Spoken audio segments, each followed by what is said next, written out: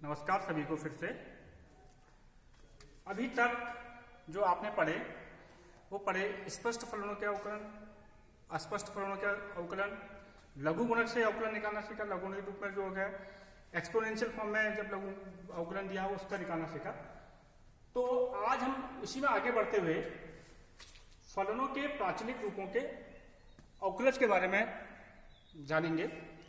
फलनों के प्राचलिक रूप में अवकलज क्या चीज होती है? जब कोई फलन नहीं स्पष्ट हो और नहीं अस्पष्ट हो,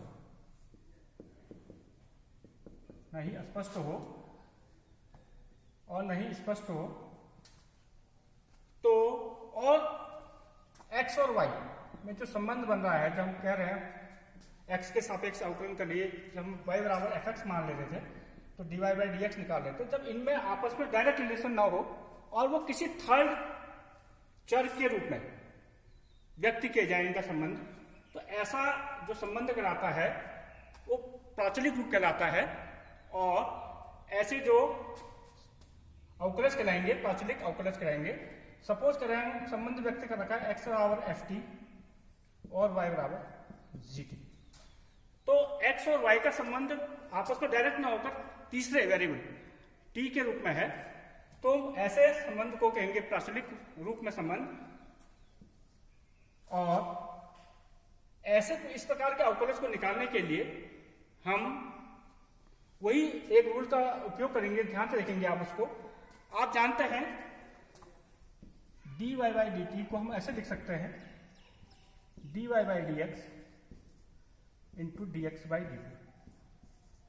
ये चेन रूल से ही बना हुआ है। और इसमें एक चीज ध्यान देखनी है,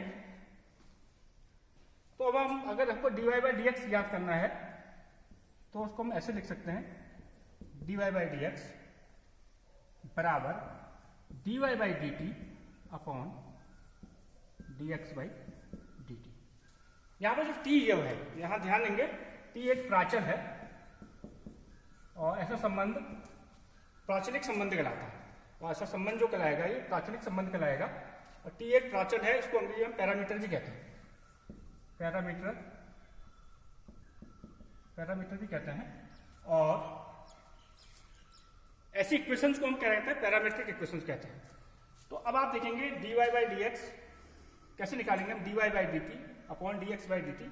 और यहां पर ध्यान ये भी देना है कि dx बाई dt का मान 0 नहीं होना चाहिए, ये 0 के बराबर नहीं होना चाहिए। अब हम इसको अगर हम दूसरे रूप में लिखें, इसी को थोड़ा सा आगे बढ़ाते हुए समझें, तो dy बाई dt को क्योंकि x बराबर ft माना है, y बराबर gt माना है, तो हम इसको g dash t upon f dash t भी कह सकते हैं, जहां पर f डैश t फिर से हम कह सकते हैं 0 नहीं होना चाहिए। तो इस प्रकार के जब संबंध दिए होंगे और हमें क्वेश्चन सॉल्व करने होंगे तो हम कैसे करेंगे? सपोज करें आपको एक प्रश्न दिया हुआ है x बराबर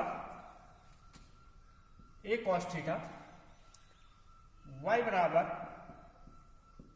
a sin थीटा, और आपसे कहा जाए dy बाई dx निकाल लीजिए। ये अक्सर आता है हमारे यहाँ बोर्ड में, आता है 4 नंबर का प्रश्न आता है। तो अब आप क्या करेंगे? dy बाई dx निकालना है, यहाँ पर t के रूप में नहीं है, थीटा के रूप में है, तो आप dy बाई d थीटा निकालेंगे और dx बाई d थीटा निकालेंगे, फिर दोनों को हम आपस में भाग कर देंगे। तो हम सबसे पहले x है, x बराबर a cos थीटा है, तो हम dx बाई d थीटा निकालेंगे। देखेंगे इसका मान कितना होता है।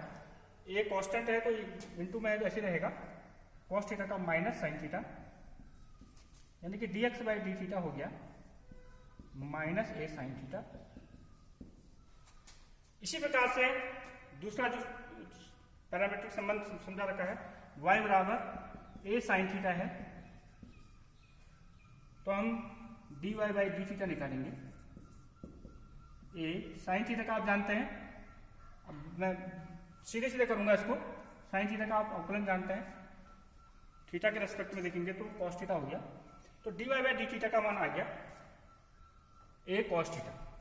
अब आपको dy बाई डी एक्स निकालना है, तो स्पष्ट है, आपको समझाया था अभी कि dy बाई डी एक्स निकलेगा dy by D theta upon D x by D theta, क्योंकि यहाँ पर थीटा के रूप में है, तो हम लिखेंगे dy बाई डी एक्स बराबर dy by D theta upon D x by D theta, और यहां से मान रख देंगे dy बाई डी थीटा का मान कितना है आप जानते हैं, a cos थीटा निकला है, और dx बाई डी थीटा है माइनस a साइन थीटा। तो जब हम इनको दोनों को डिवाइड करेंगे a कट जाएंगे, तो इसका मान आ जाएगा dy बाई dx का जो मान आ जाएगा वो आ जाएगा cos theta upon sine theta cancel होगी तो माइनस cot थीटा। तो ये हमारा अवकलन आ गया आपका, सबके समझ में आया होगा। इसके बाद एक उदाहरण और ले लेते हैं। सपोज आपको दिया है x बराबर 80 स्क्वायर और y बराबर 280। सपोज ये दे रखा है आपको, x और y में आप प्रश्न को देखेंगे कि x और y में डायरेक्ट रिलेशन नहीं है, बल्कि तीसरे वेरिएबल t के रूप में इनको संबंध व्यक्त कर रखा, तो हम समझ जाएंगे कि प्राचलिक रूप में है। तो इसके लिए भी वही रूल लगाएंगे जो भी आपको बताया था, dx बाई dt निकालेंगे, क्योंकि यहाँ पर t के रेस्पेक्ट में निकालेंगे। तो अब देखेंगे a तो कांस्टेंट है, t स्क्वायर का आपको बताया था, dy dx of x square आपने सीखा था 2x होता है, तो उसी प्रकार से t स्क्वायर का कितना हो जाएगा 2t, यानी कि इसको हम सरल रूप में लिख देंगे तो इसको हम 2at भी लिख सकते हैं। इसी प्रकार से y बराबर 280 दे रखा है। अब आपको dy बाई dt निकालेंगे,